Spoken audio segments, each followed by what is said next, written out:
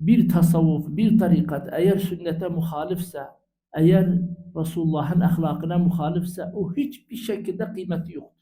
Bir insan ne kadar ünvanı büyükse, ne diyorsalar kendisine ama Resulullah'ın sünnetine muhalefet ettiğinde hakeza. Çünkü biz sadece Allah Resulü sünnetiyle yaşamaya memuruz.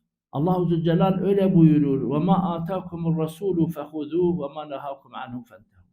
Allah Resulü size neyi getirmişse, neyi buyurmuşsa onu kabul edin. Neyi de nehy etmişse o da çekinin.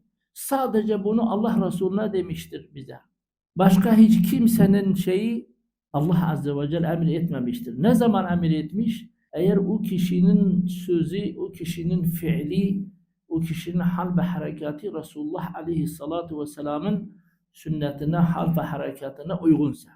Onun için eğer biz dünyada ve ahirette şeref istiyorsak muttaki olmak zorundayız. Muttaki olmak için de biz Sadat-ı Kiram'ın yolunda yürümeliyiz.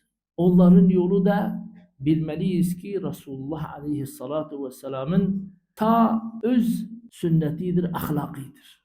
Onun dışında hiçbir şey hele Nakşibendi tarikatında hiçbir şekilde makbul değildir. Hatta büyükler demişler mesela bir insan bir şey söylediği zaman velev ki bu sünnete muhalif olduğunda velev ki tevil de dahi olsa büyüklerimiz kabul etmemişler.